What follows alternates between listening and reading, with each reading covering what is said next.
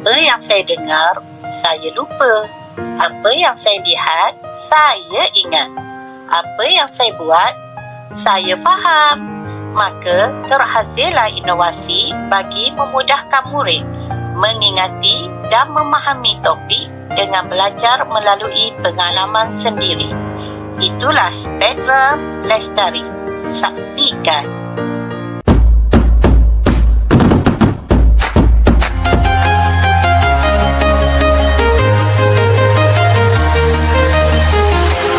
Walking alone, the streets are empty. The only thing I can see is my own silhouette. I'm getting stronger, step by step. The clock is ticking, but there's no time for me. I've been flying from town to town, from London to Taiwan. I've been all around the globe, trying to protect your soul. We are heroes tonight.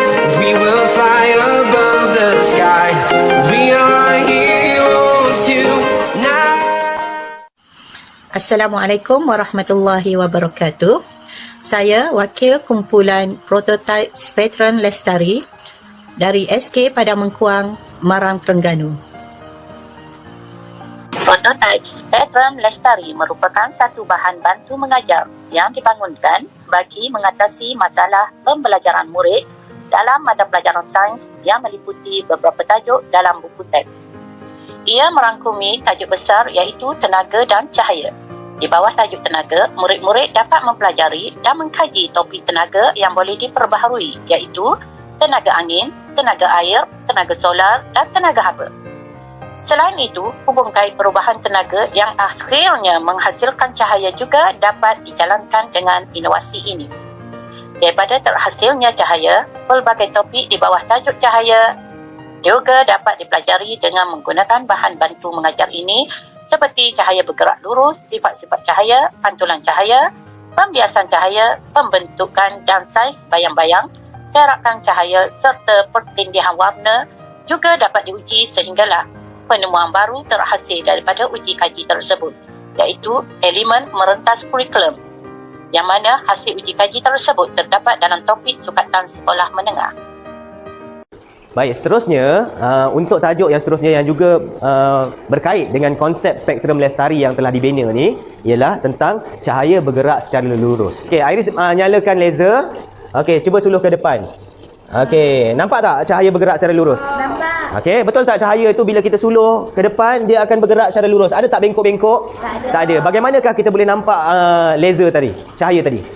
Apabila di sini cikgu telah sediakan satu asap seperti kabus lah kan. Bila ada kabus tu kita boleh nampak dengan jelas. Kalau tak ada kabus tu kita tak akan nampak dengan jelas bahawa konsep cahaya itu bergerak secara lurus. Okey, boleh? Boleh? Nampak Nampak. Okey, itu yang pertama. Okey. Jadi yang kedua, Azidah ni juga kita boleh tengok pertindihan warna. Okey, cuba Hani tekan switch yang pertama. Warna apa tu? Hijau. Pasang switch yang kedua, warna apa? Merah. Cantik tak? Okay, yang ketiga? Biru. Okey, biru. Betul. Okay. Hijau, merah dan biru. Apakah akan berlaku apabila Hani tekan semua switch tu serentak? Apa jadi? Okey, mari kita lihat sama-sama apa keputusannya. Okey, apa warna yang terhasil? Putih. Apabila digabungkan tiga warna tersebut, warna apa tadi? Merah. Hijau, merah dan biru. Dia akan terhasil satu lagi warna yang dipanggil cahaya putih. Warna putih. Boleh? Okey, jadi hijau dengan merah kita nak tengok. Rasa-rasanya warna apa yang keluar? Okey, mari kita tengok. Warna apa ni? Kuning. Masukkan warna merah. Lepas tu kita ambil pula warna biru. Okey, warna apa sekarang? Purple. Purple. Dia akan jadi warna purple. Please, tolong halakan razor kepada cermin tersebut. Mari kita sama-sama tengok. Kita padam dulu lampu lah baru kita nampak sama ada pantulan itu berlaku atau tidak. Okey, tolong pada cermin. Nampak tak pantulan? Nampak. Nampak tak pantulan? Nampak. Jadi betul tak sekarang ni cahaya boleh dipantulkan?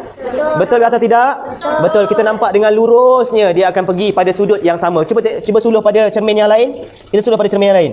Nampak tak dia punya arah pantulan itu berbeza? Dia berpantul, dia pantul betul apabila kena pada sifat seperti cermin, tetapi sudut pantulan itu akan jadi berbeza apabila kita suluh pada cermin yang lain. Ini kita juga boleh tengok ada satu model ataupun prototipe yang telah dibina yang mana dekat sini bila ada cahaya dekat sini kan, kita nampak ada cahaya di sini. kita juga ada objek-objek yang legap. Ni objek legap ke, objek luk sinar ke, objek luk cahaya? Legap. Ni objek yang legap. Jadi cikgu ambil ni seekor kuda yang juga legap, Yang tadi kita tahu bahawa dia boleh menghasilkan bayang-bayang, tapi di sini kita panggil kuda ni sebagai objek dan cahaya ni adalah sumber cahaya, belakang ni adalah skrin. Kita ambil kuda ni dekat dengan cahaya. Apa jadi pada bayang-bayang? Saiz bayang-bayang menjadi bertambah besar apabila objek didekatkan dengan sumber cahaya. Dan apabila cikgu jauhkan, apa jadi pada bayang-bayang? Bayang-bayang menjadi kecil. Okey, pasangkan dulu ni lampu. Okey, kita akan suluh. Okey, sekarang pantulan yang terjadi dekat atas sana dan dia telah serakkan, Kita nampak kat sini, kita tak nampak. Jadi kita tengok dekat atas. Cuba semua orang tengok atas. Terhasilnya jaluran pelangi, betul tak? Betul. Cantik ke tak cantik? Cantik. Cantik. Begitulah. Yang ini dipanggil sebagai satu sifat cahaya yang boleh diserakkan. Pertama tentang kipas ni. Apabila kena angin, apa jadi pada kipas ni? Kipas ni akan berpusing, betul tak? Betul. Jadi bila angin bertiup, kita tengok apa terjadi pada kipas. Apa jadi pada kipas? Kipas akan berpusing. Jadi daripada tenaga angin tadi, dia telah berubah menjadi tenaga apa dipanggil? Berpusing. Tenaga kinetik. Daripada tenaga kinetik ini, turbin ini berpusing. Turbin ini berpusing, lalu dia menghasilkan cas elektrik. Cas elektrik ini akan mengalir dan terus menyalakan lampu. Kat sini secara aplikasinya kita dapati bahawa apabila angin ini bertiup, memutarkan kipas dipanggil sebagai tenaga kinetik dan berubah menjadi tenaga elektrik, lalu elektrik tadi telah menghidupkan lampu. Yang kedua, ini adalah tenaga daripada air. Jadi daripada air ini, tenaga daripada air telah berubah menjadi tenaga apa tu? Yang kat situ tu, yang bergerak tu. Tenaga kinetik. Okey, baik. Yang ketiga, tentang prototype spektrum Lestari yang telah kita buat ni, kita boleh nampak juga tentang perubahan yang berlaku pada panel suria.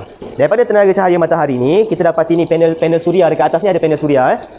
Jadi, apabila kenanya cahaya, dia simpan tenaga elektrik kat dalam ni. Bila dia simpan tenaga elektrik kat dalam ni, lalu dia boleh menghidupkan mentol ini kalau pada aplikasi sebenar apabila tenaga haba terhasil. Okey, contoh dia, cikgu pun tutupkan ni.